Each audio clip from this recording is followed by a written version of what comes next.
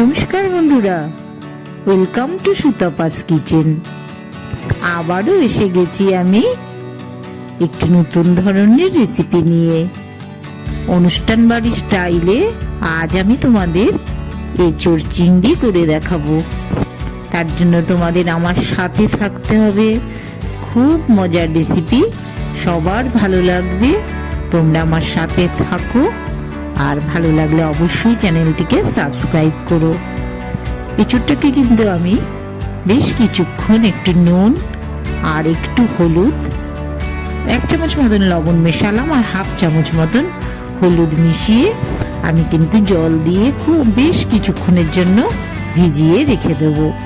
তাতে কি হবে, এর ভেতরে যে সামান্য কষটা যেটা আছে সেই কষ বেরিয়ে যাবে, এতে কিন্তু তেতো ভাবটাও চলে যাবে।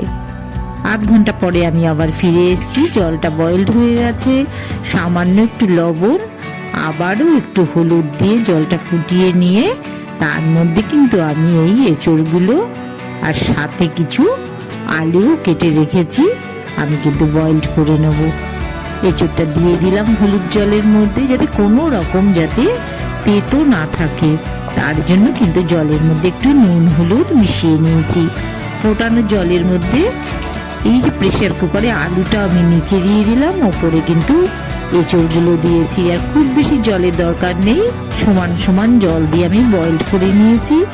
এবার আমি তোমাদের একটু তুলে দেখাচ্ছি কতটা সুসিদ্ধ করতে হবে। 1টা কিংবা 2টো তোমরা কিন্তু সিটি দিয়ে নামিয়ে নেবে। দেখো, আমি একটা চামচ দিয়ে কেটে দেখাচ্ছি। মোটামুটি কিন্তু আমার 80% বয়েলড হয়ে গেছে। আবার একটা তুলে দেখাচ্ছি। এইরকম যদি বয়েলড করো তাহলে কিন্তু তোমরা মশলাটাকে কষিয়ে নিয়ে এঁচোড়টাকে শেষে দেবে। আর যদি বয়েলটা যদি একটু কম হয় তবে অবশ্যই কিন্তু এঁচোড়টাকে প্রথম থেকেই কষানো শুরু করতে হবে। আবারও একটু কড়াইতে তেল দিয়ে এই এঁচোড় আর আলুগুলোকে আমি ভেজে নেব। একই সাথে আমি এঁচোড় আলু ভেজে নিচ্ছি। তোমরা ইচ্ছে করলে কিন্তু যদি একটু বেশি বয়েলড হয়ে যায় সেক্ষেত্রে আলুটাকে ভেজে নেবে আলাদা করে। আর আমার দুটোই সমানভাবে বয়েলড হয়েছে, তাই কিন্তু আমি একসাথেই 1 চামচ মতন লবণ আর 1/2 চামচ মতন হলুদ মিশিয়ে আমি একটু ভাজা করে নিচ্ছি। এতে কি হবে, আমি মশলাটা কষিয়ে নিয়ে পরে এঁচোড়টা আমি ব্যবহার করতে পারবো। আমার ভাজা হয়ে গেছে, আমি কিন্তু তুলে রাখছি এঁচোড় আলুর ভাজাটা। আবারও সামান্য তেল দিলাম। এটা কিন্তু একদম অনুষ্ঠান বাড়ির স্টাইলে কিন্তু রেডি হচ্ছে। চিংড়িটা আমি খুব বেশি ইউজ করিনি, চিংড়িগুলো একটু নুন হলুদ দিয়ে আমি কিন্তু হালকা করে ভেজে তুলে রাখবো। সামান্য একটু হলুদও দিয়ে দিলাম।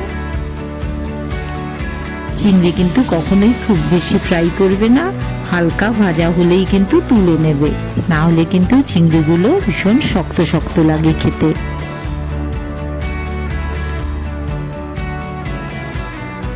এবার আমি মশলা কষানোর জন্য পরিমাণ মতন তেল দিয়ে দিলাম।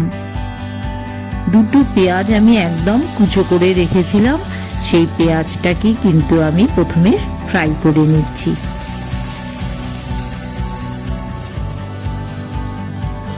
একটু নরম হয়ে আসছে পেঁয়াজটা, তখন আমি কিন্তু দেখো 5-6টা লঙ্কা, কাঁচা লঙ্কা দিয়েই কিন্তু আমি মেনলি রেসিপিটা করব। আর একটু 8-10 কোয়ার মতন রসুনও কুচো করে রেখেছিলাম, রসুন কুচিগুলোও কিন্তু একই সাথে পেঁয়াজ, কাঁচা লঙ্কা, রসুন কুচি, 2টো টমেটো আমি পিউরি করে রেখেছিলাম। খুব বড় সাইজের নয়, মিডিয়াম সাইজের 2টো টমেটো, সেই টমেটো পিউরিটাও কিন্তু মিশিয়ে দিলাম। অবশ্যই তোমরা মাথায় রাখবে, পেঁয়াজ আর রসুন এগুলো যখন খুব নরম হয়ে আসবে তখন কিন্তু টমেটো পিউরিটা মেশাবে। 1 চামচ মতন লবণ মিশিয়ে দিলাম, একটু হলুদ মেশালাম,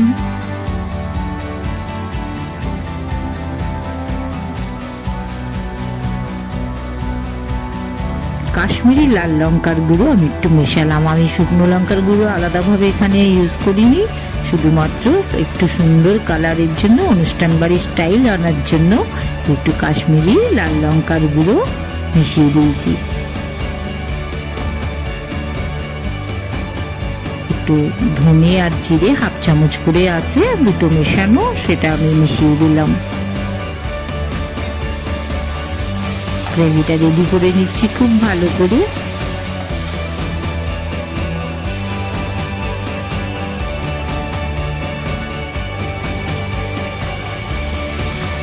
খুব ভালো করে যখন ফ্রাই হয়ে এসছে তখন কিন্তু আমি অল্প অল্প জল দিয়ে কিন্তু গ্রেভিটাকে কষিয়ে নিচ্ছি। তোমরা যারা নতুন রান্না করছো তোমরা কিন্তু একবারে বেশি জল ঢেলে দেবে না, অল্প অল্প করে জল দিয়ে মশলা কষাবে, তাহলে কিন্তু ভীষণ টেস্টি হয়।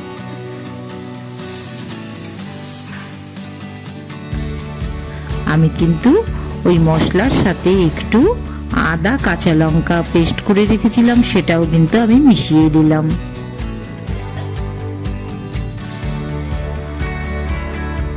অল্প করে জল দিয়ে কিন্তু আমি কষিয়ে নিচ্ছি।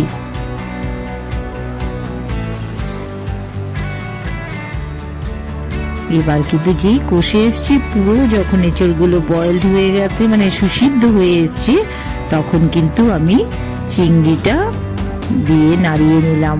1 চামচ মতন চিনি মিশিয়ে দিলাম।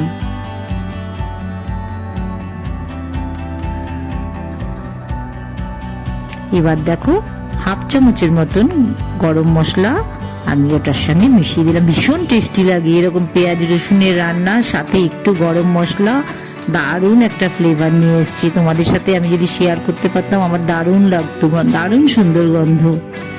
এবার আমি পরিবেশনের জন্য ঢেলে নিচ্ছি। একদম দেখো ঠিক যেন মনে হচ্ছে অনুষ্ঠান বাড়ির এঁচড় চিংড়ি।